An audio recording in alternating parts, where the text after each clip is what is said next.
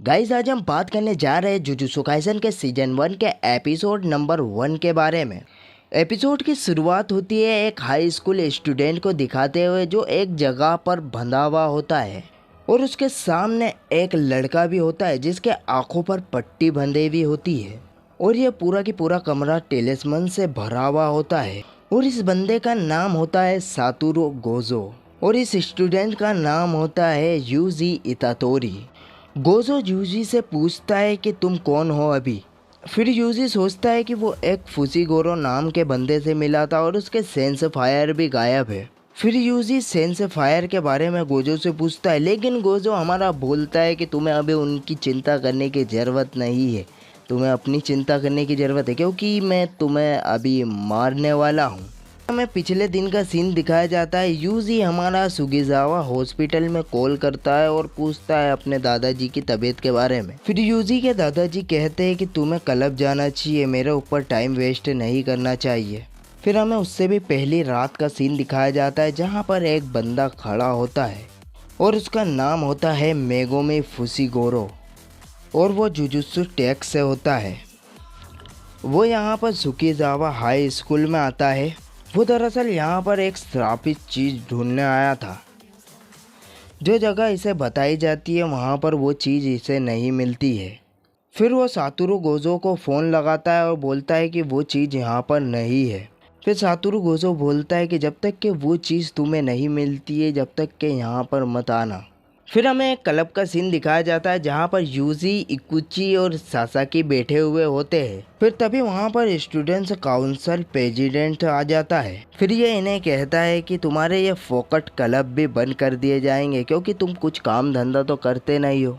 फिर ये कहते हैं कि ऐसा कुछ नहीं है, हम तो काम धंधा ही कर रहे हैं और हमने एक चीज़ पर रिसर्च भी की है। आपने कभी सोचा है कि अपने ग्राउंड में खेलने वाले इतने स्ट्रॉन्ग प्लेयर बीमार कैसे हो जाते हैं? क्योंकि उसके पीछे एक रीज़न है, क्योंकि वहाँ पर एक भूतों का साया है और इसी वजह से इतने स्ट्रॉन्ग प्लेयर बीमार हो जाते हैं। और प्रेसिडेंट कहता है कि ऐसा कुछ भी नहीं है और तुम ये जो बकवास कर रहे हो ना, वैसे मैं आपको बता दूँ ये बीमार जो हो रहे हैं ये टैक्स की वजह से हो रहे हैं और ऐसा कुछ भी नहीं है जैसा आप समझ रहे हो। और पहले ही यूजी ब्लैक एंड टीम के साथ एक क्लब में जा चुका है, ना कि ओकल क्लब में। जैसा कि तुम लोगों को पता ही होगा कि एक ग्रुप में 3 जन होते हैं। जैसा कि अब यूजी आपके क्लब में नहीं है तो आप सिर्फ 2 ही जन बचे हैं। इस वजह से तुम्हारा क्लब अब बंद कर दिया जाएगा। अब तुम इस कमरे को खाली करके यहाँ से निकल लो। तभी वहाँ पर टीम का कोच आ जाता है। वो कहता है कि मैंने ही यूजी की एप्लीकेशन में ओकट क्लब का नाम काट कर ट्रैक एंड फील्ड टीम का नाम लिख दिया था जिससे वो ट्रैक एंड फील्ड टीम को ज्वाइन कर ले। फिर वो कहता है कि यूजी प्लीज़ मेरे साथ चलो, हम नेशनल में कमाल करके दिखाएंगे। फिर ये सोचते हैं कि एक मैच रखा जाएगा जिसमें जो भी जीता उसकी बात मानी जाएगी। यहाँ पर जुजुत्सु का स्टूडेंट्स भी घूम रहा होता है भेष बदल कर उस शापित चीज़ को ढूंढने के लिए। फिर वो देखता है कि इधर यूजी होता है और वो शॉर्ट फुटेज कॉन्टेस्ट कर रहा होता है। फिर वो एक गोल चीज़ को बहुत ज़ोर से फेंकता है और सबका रिकॉर्ड तोड़ देता है, तो उसे फैसला करने का हक मिल जाता है। फिर वो सोचता है कि मैं ओकट क्लब में ही रह सकता हूँ क्योंकि यहाँ पर मुझे कोई काम नहीं करना पड़ता है और 5 बजे से घर चले जाता है और मज़े उड़ाता है। सासाकी और इकुची यूजी को कहते हैं कि अगर तुम हमारे क्लब में नहीं रहना चाहते हो तो कोई बात नहीं क्योंकि तुम स्पोर्ट में भी बहुत अच्छे हो। और हमारे यूजी को नहीं जाना होता है स्पोर्ट में क्योंकि उसे ये क्लब ही अच्छा लगता है और ये क्लब में उसे रहना पसंद है क्योंकि उसे यहाँ पर कोई काम नहीं करना पड़ता है। मेगोमी यूजी का खेल देखने के बाद बोलता है, इसने बिना कुछ पावर के ही इतना प्यारा शॉट लगाया।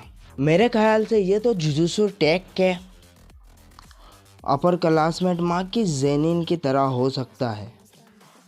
तभी यूजी मेगोमी के सामने से जब गुजरता है तो मेगोमी को लगता है कि वही शापित चीज़ जिसके पास है होता है जो यूजी के पास से आ रही थी।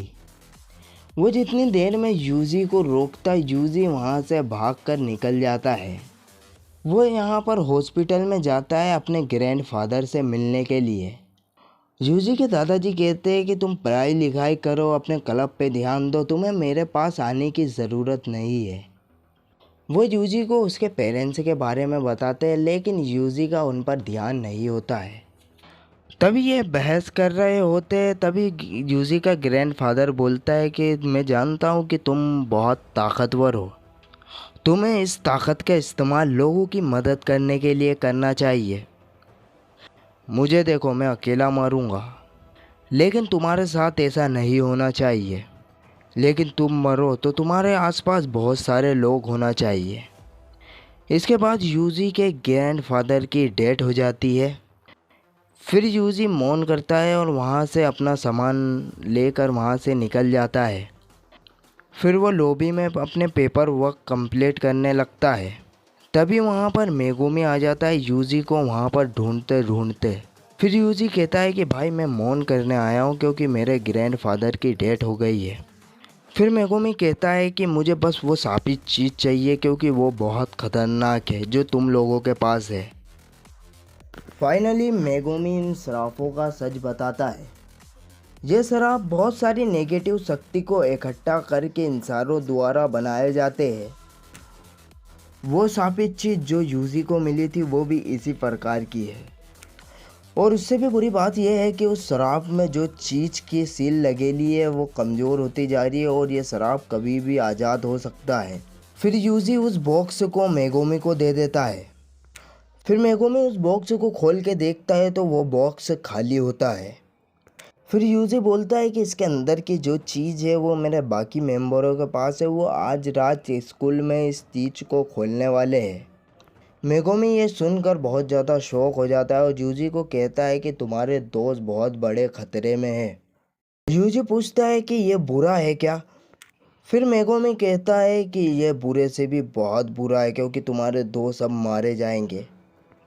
दूसरी ओर हमें शुकिसावा हाई स्कूल का सीन दिखाया जाता है, जहाँ पर रात में सासाकी और इकुची एक रूम में उस सील को ओपन करने के लिए तैयार होते हैं और ये लाइट वाइट बंद करके उस सील को खोलने जाते हैं। तभी ये उस सील को खोल देते हैं तो उसके अंदर से एक उंगली निकलती है और इनके 5 जो कैंडल जल रही थी वो बुझ जाती है और ऊपर से मॉन्स्टर आना शुरू हो जाते हैं और इन्हें पता भी नहीं चलता। यूजी और मेगुमी जब स्कूल में आते हैं तो यूजी को कुछ अलग ही प्रेशर फील होता है। मेगुमी यूजी को पीछे ही रहने के लिए कहता है। यूजी बोलता है कि मैं भी मेरे दोस्तों को बचाने के लिए आना चाहता हूँ। फिर भी मेगुमी उसे छोड़कर कहता है कि तुम्हें वहाँ नहीं जाना चाहिए, तुम्हारे साथ भी कुछ बुरा हो सकता है। ये बोलकर वो आगे चला जाता है। यहाँ पर सासाकी छुपी हुई होती है और वो देखती है कि यहाँ पर 4th फ्लोर पे मॉन्स्टर घूम रहा होता है।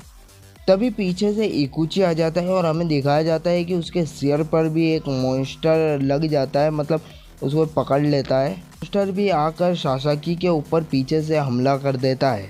अभी मेगुमी भी बिल्डिंग में आ जाता है और उसके सामने बहुत सारे मॉन्स्टर आ जाते हैं, लेकिन वो बहुत आराम से अपने जुजुत्सु का इस्तेमाल करके उनको हरा देता है। फिर वो अपने डिवाइन डॉग को समन करता है और उसे कहता है कि तुम अब दुश्मनों को खा सकते हो। तभी हमें यूजी को दिखाया जाता है जो बाहर खड़ा होता है और वो सोचता है कि मैं अंदर जाने वास्ते हिचकिचा क्यों रहा हूँ। उसे ये महसूस होता है कि उसे मौत से डर नहीं लगता क्योंकि जब इसके ग्रैंडफादर की डेथ हुई थी जब इसे इतना दुख नहीं हुआ था, लेकिन इसे बहुत बुरा लग रहा था बस। फिर ये सोचता है कि इस मौत में और मेरे ग्रैंडफादर की मौत में क्या फ़र्क है। उसे उसके ग्रैंडफादर की बात याद आती है कि कभी भी अपने ताकत का इस्तेमाल कमज़ोरों पे मत करना। फिर चाहे तुम एक ही इंसान को बचाना, लेकिन बचाना ज़रूर।